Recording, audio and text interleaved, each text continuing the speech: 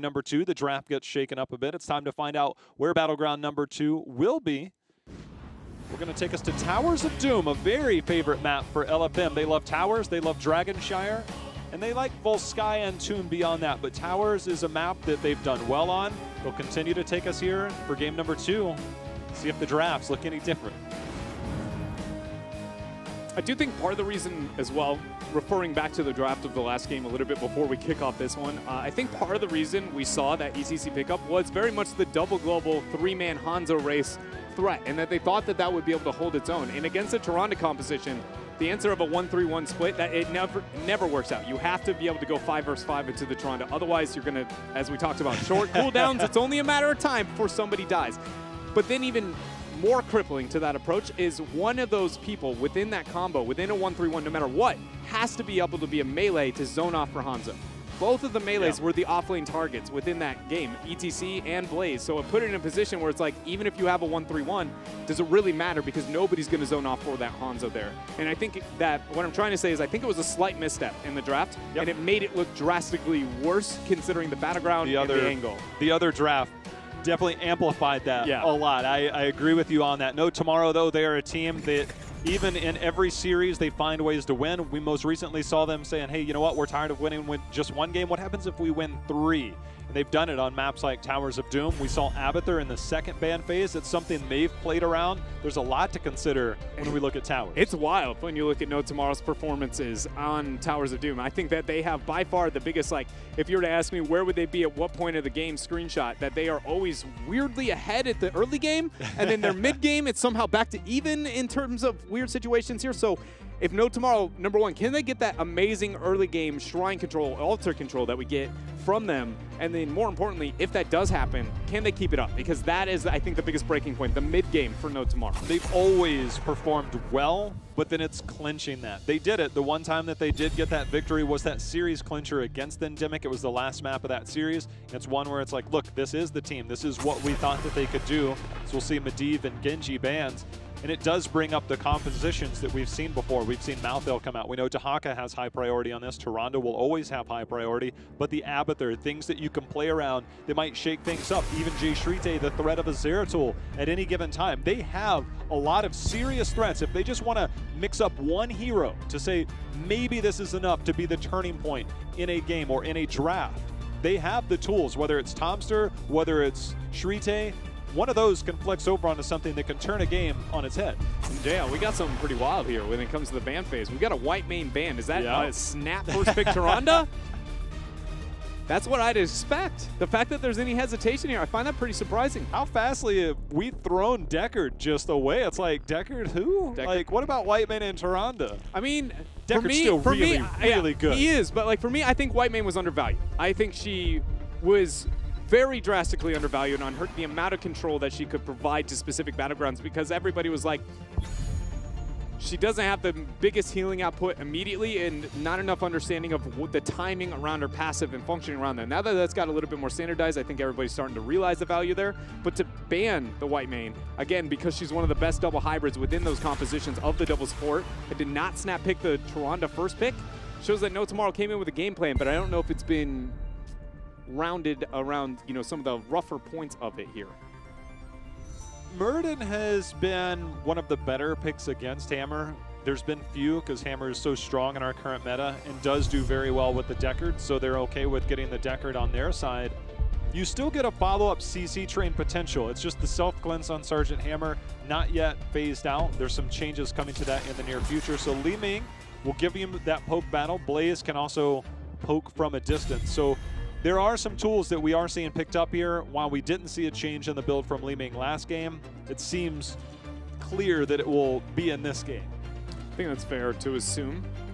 Warrior selection from No Tomorrow has got to be very, very important, though. Somebody with that gap closer to be able to deal with Deckard, Scroll of Ceiling, AoE Peel, and Sergeant Hammer self-cleanse. If we see a Murden ban, I think what they're afraid of is banning out too many warriors. So we're going to get Diablo, which means that you get Murden or Garrosh.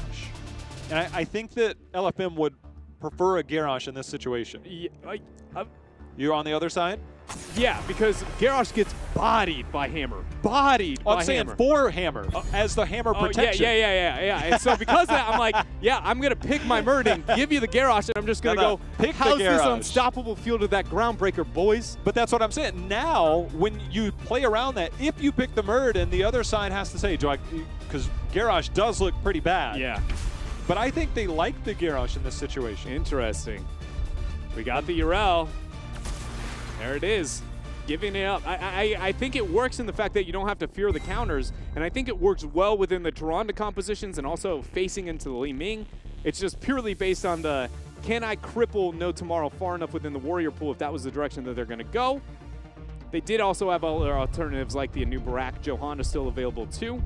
So Johanna or Murden both do well in the sense that they can get away from a toss in one fashion or another. See what we get here. But if I pick that Murden, the Johanna lack of setup for the Tyrande makes me that much more satisfied. And we still get double support. In a very unique way. Stukov makes a lot more sense than a majority other of the quote-unquote pure supports, if you will, to fit within the double support there. Apparently that pick, when we get around to it, Stukov was supposed to be a Thrall. Okay. So we'll see if that gets corrected. Formally within the rule book of what we're going to go with there. Yeah. All right. We'll let the admins handle that, but just reading chat, that's what they typed out. The Stukov was supposed to be a Thrall. All right. If let's say we're stuck with a Stukov, he has one of the better single target damages, and as long as you, I mean, if you're really on point, you were talking about some of the synergies that you can have with Tyrande following up in the last game, right? And when it's constantly happening, have you ever considered what happens if a Stukov is really great post 13? No one survives that situation. Stormbolt comes out, Lunar Flare follows up, you're rooted into a silence for 2 seconds after that point. You are going to die within that threshold. Not something we've seen come up yet, and waiting till 13 for that level of the synergy is usually a bit optimistic, but something to look at. And it's just his auto attack damage. If you get a Hunter's Mark coming out and you aren't lurking arm follow-up immediately, hit him with that nice little squid arm. I mean, those are pretty unless you go the level 1 range slow. Yeah, we don't talk about that. We saw that in a game once, right? One time, yeah. I've always wondered, has it been a situational pick that everybody's just been sleeping on? Since the changes to Stukov, we have seen some changes with some of the talents. The level 4 one has been my favorite when going against very heavy all-in Sergeant Hammer comps. The armor, the physical armor that you get on that, and then once you get the later game, you get that continuous spread. It does help quite a bit to keep that physical armor up against that. So we'll keep an eye on this draft to get this rounded out for you all, as I know everybody's ready for game number 2. Trying to clarify that pick and the last pick. Struggle here trying to identify, are we going to land on that? If we do end up going with the Thrall in this type of situation, that would mean, compositionally speaking, that we have Tyrande, Li Ming, Blaze, Murden, and Thrall all on the same roster. It's actually pretty much identical to the composition that LFM just ran in the last game, minus the offlane not going with the Rel, still having the Blaze in its favor. A lot of good synergies there. Jet Propulsion can even help enable a big Lunar Flare. Because Jet Propulsion's range is so huge on the initial stun to the follow-up stun, you actually can place Lunar Flares in between pretty reliably and actually hit a 2-man stun. Because the entire animation of Lunar Flare is actually the stun, even though normally you see it placed dead center. Yeah, it's like using a Blizzard. You could put it all the way on the center. Like, look, all it has to do is clip it. Yeah. You can get a 2-for-1, a 5-for-1, a 6-for-1, whatever you're doing. Hit some minions and clip that if you want. I think we do have some clarification on that pick we'll have for you guys in a moment, trying to get this game underway, as we had somebody disconnect from draft there. For LFM, though, Dreadnought, they've got Hammer, Deckard. That's a great combo to just sit back and poke away. They've got Urel and Garrosh to protect that front line. Yep. What do we get beyond that? In terms of the last pick coming out from them? Wait, do you already know? I think we did. Oh, it was so fast that I just couldn't catch it. No, Did you see it? No, I didn't. Oh, all the way. We'll figure it out. Yeah, we're waiting on that. Yeah. Yeah, I just got that. Top secret information. That is curious to me on what do we go with? Do we get some type of burst follow-up? The Li Ming is on the other side. Yeah. Mephisto is still available. I want everybody to know that. Mephisto is still available. But mentioning the Jaina before, Jaina's actually going to be our last pick, not Mephisto. I'm still waiting. If you're out there, somebody please pick Mephisto. He's pretty good. Our next series, though, we'll probably get some interesting picks. Both those teams locked in. Maybe we get our Mephisto there. I think it's very, very reliable we get a Mephisto. Minimum 1 in the next series. It might be an every game type deal. The damage output for Mephisto, as you mentioned, not yet nerfed, as we saw the balance patch coming this week. There's our draft. So the Stukov was indeed the Thrall. We got that squared away for you. So I'm going to mark that out. That makes a lot more sense to me. The double support of a Tyrande Stukov, we haven't seen that yet. It would be hard to pull off against a Hammer, but the Thrall makes a lot more sense than the Jaina on the other side. The Jaina pickup, when you were asking, you know, what do you go with, the burst or do you go with something else here? Going a little bit with a hybrid, having the burst opportunity to get the follow-up here, but I think the biggest thing as I drop my pen to talk about is that Jaina, even if Jaina doesn't, normally we see a Garrosh Jaina, you're going, all right, there's going to be a flip and everybody all in here, but Hammer doesn't have that immediate burst outside of BFG, and she can use it in those situations, but just slowing. After the Garrosh mispositioning and having that constant ice lands coming out, disabling your movement, that is going to massively enable Hammer post 7. Which brings up an interesting point. If you're a Tyrande, you have a couple of very good level 1 talents, one of those being stacking spell armor. Yeah. It's 15 spell armor, stack it up to 30. I don't think you can auto attack fast enough to get it really beyond that. So 30 spell armor, 15 armor, maybe baseline to deal with some of that burst damage, because you're getting peppered from 2 different sides. You're either getting the burst from a Jaina or you're getting shelled upon from a Sergeant Hammer. Else you do have a soft cleanse option that removes certain abilities. Yeah, that's a tough one. It's not all of them. That's the thing. Yeah. It's not all. So you can take care of some, but you can't take care of all. Yeah, roots, stuns, and silences, right, is what we got on Tyrande. Sounds about right. So slows are... They're not available, but I think when I look at this problem, if you're the Tyrande, what do you pick? It's not based off of what can I get done throughout the game. It is purely on who's the biggest problem in these fights. When I face this Hammer Jaina composition, is it really going to be Jaina one-shotting me down that we're losing this game over? I don't think so. For me, I look at that, and it's very much going to be the Hammer is the problem. Do I have any level 1s to handle that? Not really. So then it goes, do I have any to deal with the stun combo? And then you ask yourself, what combo, really, other than Ring of Frost maybe? But I don't think I would see that major of a deviation purely on the Ring of Frost. It's purely to deal with Deckard and the long sustained lockdown in the long run there. So I think we'll see the cleanse purely on the Deckard in that way and how that kind of functions there, because I personally don't feel like the Jaina is the kill target in this. She is the enabler of what is known as your Maelstrom Hammer, who's just going to hit one and just have a hate it. It's going to be fun. There's some questions to be answered in this draft, a very intriguing draft between that Hammer and the Jaina, and with Tyrande on the other side. That's the joy. The one thing that I've liked so much about all these reworks that we've had is that there's so much diversity in what you can go with. There's an article out right now that we had with Xayah. You can find that on the Heroes page. And it talked about some of the changes that we've seen. Actually, I think that might have been another article, excuse me on that. But Xayah talked about some stuff recently. So there's some articles out there about how there's different stuff at every talent tier that can assist your teammates. I don't think that's actually on the Heroes. But either way, there is so much in the reworks, the diversity that we've had. Ever since Deckard came in, the diversity in his talents really started to change the way the game is being played. In particular, when we look at supports, we've seen white main adjustments so far. Now we're getting further and further down the list. It's very intriguing. I mean, Deckard in itself had one of the biggest outliers in the support role almost ever with Emerald. Emerald was the first massive healing debuff given to a support that existed in the entirety of the game, and I think that in itself just changes the meta on supports, right? Rhaegar looks far less appealing, things like that, coming in down the line, and why we've had such major deviation. Because before that, the closest thing we had was Malfurion with his... Some roots. Yeah, with his root debuff, but it was, I think, 30% compared to 75? Not even close, baby. And the root is so slow to expand outward. Emerald, one Haragic Cube, called it night. It's time for everybody to adapt that level 7 mouth talent where you get your roots back when you get stunned. There you go. Just throw roots out for days. It's a thought. Just make up for that. Just cover an entire area. Double down.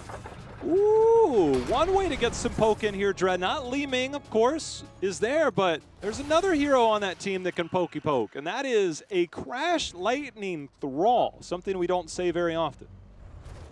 See how it works out here for No Tomorrow. Can be one of the better-ish battlegrounds for the talent picked up here. Off of how much duration exists around those altars and stalling out around them. Can set you up pretty well. They have a lot of stall options. Li Ming can poke, Blaze does very well. Tyrande with that extra range on her mark. And then Thrall with the lightning. It's going to be fun to watch on how this plays out and how well we can see that stack up. And a change as well here is that we've seen Tomster, whenever they pick up a Thrall, because he came from that melee role, that off-lane role, he has always, almost always been the Thrall. In this instance, Jay Shrite is assuming that role while Tomster will be on the Li Ming. So a change-up for No Tomorrow. We continue the evolution since their role swaps. LFM has an extremely curious laning situation here. A Garrosh Jaina mid lane with a Deckard Hammer bot. Neither one of those is going to dominate, but both hold their own pretty well. So it'll be interesting to see if LFM actually continues that. I'd like to see more emphasis towards the off lane of Hammer on itself on bottom, while they keep the pressure there of Dark Chimera and Droplets rotating to the bottom half of the battleground. Sappers picked up by No Tomorrow, going to be mirrored here by LFM. No Tomorrow got them a little bit earlier, but unless they're going to go for a one-shot, one-kill capability on bottom, LFM has a lot better anti-siege to deal with this situation. You and I are so used to different talents. It is the Celestial Tumult, stun, silences, and slows. So that was the pickup to try and deny that as Fury tosses Casanova away, allowing Figgy to do his thing. As the battle in this bottom lane, heavy wave here on the side of No Tomorrow as they continue to eat some extra damage and push forward. But now with that coming in, Figgy will siege up and take down these Sappers before they can really be effective. One of the best situations to be a Garrosh is that right there, to sit in the front line and be able to zone off, knowing that for every small ticket damage you take, you're actually debatably increasing your effective HP at what point in time and how much damage coming out. It's a math problem that hurts my brain every time I try to think about it, but gaining value there between the synergies of the Garrosh and the Sergeant Hammer on the same squad from LFM. But we got 20 seconds out until this is going to be first altar phase. Triple altar for that matter, and we'll see if the Tyrande delay strategy of No Tomorrow is going to pay off. One thing that adds to the delay is if you were to go Triumvirate, I think we anticipated maybe a change up in the build. There's still a possibility to pick up Secret 7, but we're getting Dominance. So you get the cooldown off that. It's the health and mana potential there. The balance. That was near perfect channel timing from both of those. It was beautiful. I'm just proud that we can have teams, you know, showing respect across the battlefield and be willing to work together to time that, and that's such synchrony. They're just DMing each other. You got this? Okay, 3, 2, 1, channel. Yeah. Clearly the strategy coming out here. Fairly even in terms of experience, Dreadnought. I think we're going to see the contention between that mid and bot lane and who's going to rotate up there to try and escalate that race. No Tomorrow has a small lead for now, and it's minuscule at best. As this altar, you mentioned the poke opportunities. There's a lot of them on both sides. I'd say No Tomorrow has maybe slightly more. But if one team can get 7 before the other, maybe we look at a different story. Fury looking for Jay Shrite. Now going to swap his focus over to Casanova. Sappers did spawn for No Tomorrow. Going to be matched by LFM as the flip out comes through. Fury's the focus for now, but he's not as afraid of the Tyrande combo as most. When I have a Yrel leaping on me, just like we saw there, Swabs, it's up to him. If there is a combo, providing that 35 armor with that level 4, he was instant on that rotation over in case there was any more. As the poke comes in, the jet propulsion interrupted by the toss by Fury, and both teams identically pick up level 7. Unstoppable already used though by Figgy. He's going to come out. 2-man jet propulsion comes through as the Lunar Flare drops onto the Jaina. Very clean play out of No Tomorrow, setting up the very first kill, but Jin is now the focus as he's going to be going down. LFM now getting the response into the fray flip, maybe not the direction that Fury would want it. The Lunar Flare comes in response, Swaps just constantly slamming on top of Jay Shrite. One more, and it should be all she wrote. No passive use as he leaps back. Oh my, the best part about that play is that not only do they get the kill onto Tyrande, but they deny those heals. It was the only thing keeping him alive. They did everything to keep Thrall alive. There was the missed stun by Murden, the missed follow-up CC, and getting that toss in. Look, if I can't get one, I'm going to take the other. I think they wanted both, but denying those heals at the same time, they almost got more than what they anticipated. And No Tomorrow, I think, is looking... That last fight was the epitome of some of the holes within the composition when looking at the long sustained fight. They walked in and Jaina almost didn't get a spell off in that skirmish, JL, but they still are the ones ended up losing into it, and that is Hammer's massive damage control output with the double sustain between the Aurel Garrosh synergy that's being displayed there. So No Tomorrow's got to find a way to get those kills, but get it either onto a target that's more relevant, like the hammer, or win the fight later on. As the flip comes out, Jay Shrite is going to eat one tick of the Blizzard. Dr. Mera not going to use the scroll of ceiling there. Ooh. Every time somebody's getting tossed in, that threat is real right there, and Shrite able to make it away. Nobody rotated down for that. The experience, very valuable as we see the top laners. They're no longer just top laners. They are double soaking, trying to take advantage of getting these rotations out, see if anybody makes that going down. But Akaface just missed on that, but not that time, as that's another takedown here for LFM. Biggie's now going to get rid of these sappers. Fury looking to zone off on the front line as we hear that Seeker proc out from Tomster. In quite a bit of value. We got 25 seconds till we're going to have double altar on the top half of the battleground. This is one of the situations where I'd say Tyrande really thrives on this battleground. There's a double stall on top. She can very easily half cap hers, 4-man zone, then look for owl interrupts in the downtime and look for that double play here. Heroics now just picked up by LFM. No Tomorrow need to get theirs, but nobody's looking for the offlane soak. Doesn't look like it'll cost them though as Akka starts this channel. There's another toss in. Pyromania used. Fury. Constant threat. When you and I highlighted Fury at the beginning of this game, it was a matter of there is one person as a tank that if you were to say he could possibly turn this game, and Jen, he's got bunker. He gets down, but the body blocks are real, and the taunt is there, and the Lornado will push him back. For now, he hops in the bunker one more time. Will get out. Yeah. There's no way. There is no way, but that was definitely a problem from LFM. I started to get worried. A lot of stacked heroics slash synergies there between the hammer knockback while the Lornado and Scroll of Ceiling was already used, knocked them out of both of those type of deals. Though it doesn't cost them there. That kind of stuff, if that happens later, that might be a game-losing type circumstance here. One thing that I'm curious about, it's a question you've posed in the past, is Infinite Archon at 20.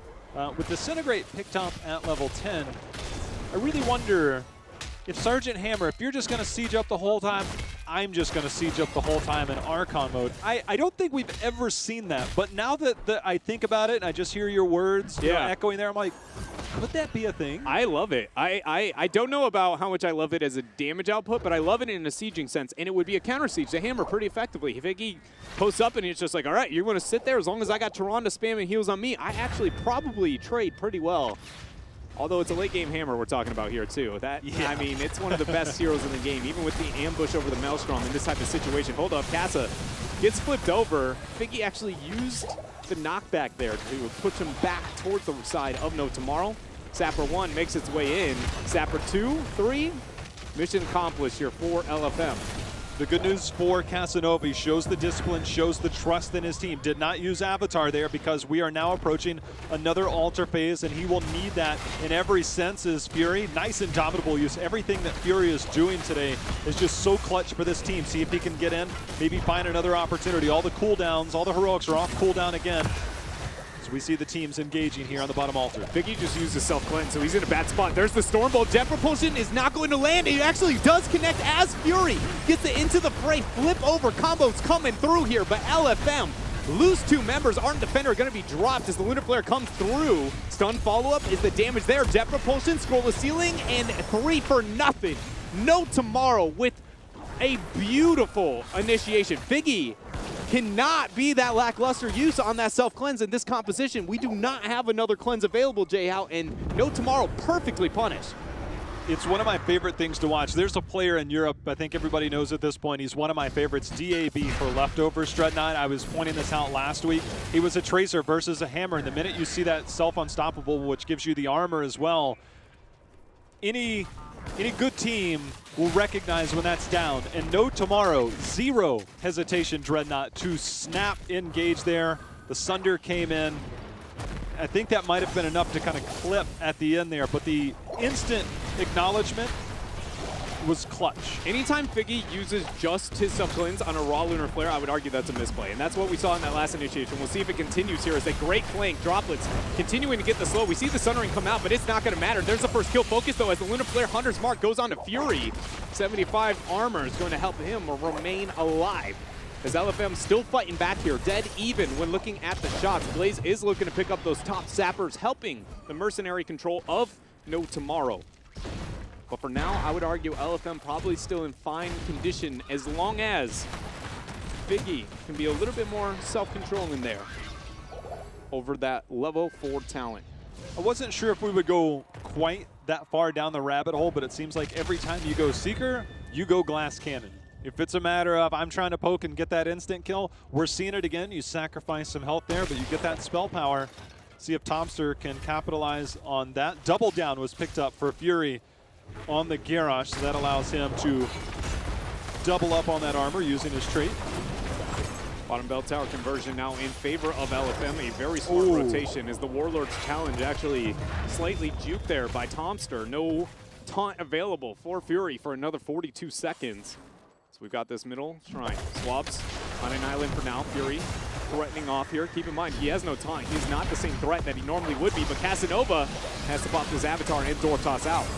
He's alive for now, but there's the Ring of Frost landing on the 2 members. They're trying to counter with that as the Sunder comes out. That's going to be Jaina the first to fall, and somehow Tomster getting those resets. As you can see, the Archon going out. Akafe surviving at the top, and right now it's a 1-0 in favor. Swabs, a perfect knockback to thwart that jet propulsion. So well done by Swabs to stay alive. That was amazing sundering coming out from Jay Sharite. That thing, the counter momentum that bought for that initiation, and then Blaze coming in with the bunker afterwards. Jay, how the teamwork displayed there by No Tomorrow was so clean. That was interrupted. You know, Fury's like, wait a minute, can I make up this ground? The answer is no. They do have the sieging potential to try and take this down with a Li Ming, but not much else. Crash Lightning, for those that are wondering, 19 stacks. Still need 11 more to finish that. But you do still have the damage bonus. Lunar Flare out onto Figgy. They're just keeping him busy here on bottom. Jaina now looking to join in, will help rid of those sappers on the side of No Tomorrow to keep this threat continuing. So one thing that I like that Fury's doing is that he's meeting those magic missiles about halfway. It saves the Seeker proc. You have to have 3 hit to get that Seeker proc, so he's making sure to eat at least one of those. Casanova, there's going to be the taunt right into it. Nice use of Indomitable. The slow is there, but perfect play by Fury will net another kill. He set a lot of that up, Dreadnought. He was defending that Sergeant Hammer, setting that up, defending against the push style, and then the minute one minor mistake comes out, he's able to walk in. Yeah, that was a ridiculously well done between Fury and Dark Chimera here as the siege is still going to continue here. But now we got 30 seconds. Jay Sharite actually caught out in rotation, and that is a major setback for No Tomorrow. Look at the death timers, and now look at that altar spawn. There's going to be about 15 seconds to 20 seconds difference between those two, giving a major advantage over to LFM. We'll see where they want to posture when it comes to these altars now, knowing that they're in such an advantageous position. Fury helping out Figgy keep control in bottom, while Yrel picks up top right. Nobody interrupting Jin. So just double altar here for LFM. 10 shots picked up, leaving the core of No Tomorrow down to 15. LFM, they gave up a few kills, but they're starting to pick up steam. There's going to be a taunt the minute Avatar goes out. Casanova is going to use his trade at 16 to heal up, but he's being shelled away. Droplets comes in. He's trying to get the takedown, but the Dwarf toss away will buy some time. Ring of Frost has landed onto another couple of targets. Fury going in. Akafe's trying to survive, hops into the bunker, sneaks out the back door, and they survive. That was scary for No Tomorrow. That was, but No Tomorrow does end up holding on once again. But it feels like barely nothing here, but if they can keep a hold of that and find a way to get a counter initiation with that brawl once more, I think they might have an opportunity. The Sapper's still trying to siege away. One left, Seeker plus Mirable gets rid of that. But Yrel on the off lane, getting that double lane soak, and No Tomorrow just now getting the conversion back on this bell tower. LFM has established a lead. Towers of Doom, still anybody's game. But we know that one big team fight, double altar phase coming up next, and then a boss. The boss will always be a threat for these teams, and LFM recognizes that as they'll take this 4 shots here for free as No Tomorrow. They're doing their best, and it feels like to just get experience. Maybe they miscalculated the timing on that, but they're still getting experience. They're trying to catch back up in that. They don't want to fall down in that 20 talent tier. They won't have to, as it's now 25 seconds away from our next altar phase. I would have liked to see No Tomorrow maybe get more aggressive with the positioning in this type of situation to catch off LFM. If LFM gets a siege up and set up in their skirmishes, they're really well off here, J-How. But their comp on No Tomorrow is great at catching people out and one-shotting them. So being a bit more surprising with that rotation, I like that. But then to take the safe positioning afterwards, I feel like is maybe a bit off. We do see the self-cleanse from Figgy on just the Lunar Flare again. Casanova tried to capitalize with the Dwarf Toss, but great knockback allows Figgy to breathe easy here. LFM, their lead is large enough that they can take a somewhat slow approach, and Chimera actually gets that in. We see Thompson taunted on the other side, Ring of Frost, that's going to miss the mark. The Casanova team, they're aggressing forward, trying to get a takedown. Lornado will buy some space, but that's Sergeant Hammer, the first to fall, so they do get a kill. There's still one altar available. But LFM, they've accomplished at least one channel so far. No Tomorrow cannot let go of this small advantage they have. They need to find ways to stagger death after stagger death, and they have a composition that can get away with it. Their comp can't really siege that well, so they need to do exactly that, get multiple threat, 5-man commit to this bottom lane. So much so that I'd actually like to see them ignore the Sapper and just find a way to dive, because you have only got 25 seconds before Figgy's gonna come back and be a massive problem here. They have bunker. You could see Urel sneaking around. He found Jin above that bush. With the bunker, you could have had a flank position into bunker, which will take those priority targets from that keep. As the Blizzard comes in, nice root follow up there. So well done by Droplets. He put it in a position where we're going to see an early bunker over the next wave, and that didn't need to happen. Droplets actually just had a miracle defense situation with that play setup. My goodness here. The rookie of the squad making a name for himself in this bottom lane. Now Figgy's back. That bell tower's still low. No Tomorrow's made up some experience. Casanova will be rooted. See how much he tries to stay in there. The healing static will keep him alive. There's the Sundering, but they are locked in. Here's the Lord. NATO is enough to lock down Casanova. Down comes the bunker dread. Yeah, Dark Commander's setup there was so great. Jin now trying to get the retreat. We see the Groundbreaker swabs with the body blocks, drops the Ardent Defender. Figgy falling low, but getting heals there from Chimera. Lunar Flare, oh my, passive leap over the wall to get the juke onto that. Saves the life of Urel. Swabs. Man, he is a Urel beast. Okay, timing not on No Tomorrow's side. There's going to be a staggered time. You do have that portal to come through in the middle. No Tomorrow, they cannot give up both altars in this situation. That would be game over here, so they'll try and hold. Fury trying to make plays with Droplets on the follow-up. Swaps, it gets dismounted. Gets dismounted. Tomster still sharking down below there on that lean main, looking for a reset setup. Figgy gonna get stunned out. No self-cleanse use there. Alter channel by Dark Chimera, interrupted by Tomster as the split up here of the fight. Very drastic here. LFM now focusing on to Jin. There's the unstoppable bunker's got to be forced here in a second. Jay Sharite is going to be the focus. Bunker comes out, but he's already down. Now Jin feels the fate there that we also got there out of Thrall in LFM. Up 2 members, up 20 talent here advantage. Starts another double channel attempt. Murden came over, has some damage onto Droplets. For now, the Avatar is out. There's one. The Ring of Frost will buy space and time, and with 3 members down, make it 4. You know what? For good measure, LFM says, let's make it 5. And that will confirm game number 2 here. LFM sits 1 victory away from making their way into the playoffs.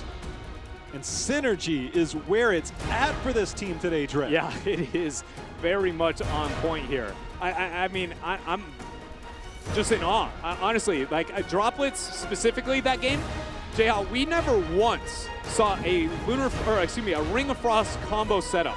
He hit, I think it was 2 2-mans, 1 3-man Ring of Frost. Just raw Lunar Flares from Droplets. And he got the miracle 4 versus 5, only power play to recover into the game. Enough threat onto the 1 target who has to be threat, the bunker target, because Jin, if anybody else is threatened, then he can save it, go for the next round of initiation, drop the bunker, everybody get in, you claim that bottom bell tower. That was amazing performance on his level, but then, as you said, as a whole team, there was some serious synergy there. There's always the threat of, we just need to make it into the playoffs. We just need to make it in. That's been almost the mantra. It's we're building towards something. And LFM, they're building towards the playoffs today. They have to win 3-1 to guarantee that spot. If not, they have to rely on Simplicity's results tomorrow. But they hold their fate in their hands today. Winning this series at worst 3-0 is a guarantee. 3-1 guarantee. Anything beyond that, we'll have to see what happens. But right now, Dreadnought, they're trending towards playoffs. Yeah, and you know that teams like Simplicity are just sitting on the side and they're going, all right, LFM, come on here. Show that you're mortal here. Should become humans once again. Our lives are on the line due to your success or lack thereof here today. But LFM, as you said, they've been on a mission for a long while, that they have very much been directed that this is the goal. And the fact that they are now a game away is, for me, it's honestly inspirational to see the level of development that this roster has happened. That being said, haven't secured it yet here, so we're going to have to find out. Still got more games coming. First, we're going to go to a commercial break. We'll see if LFM can clinch that playoff spot or whether Tomorrow start to bring this back.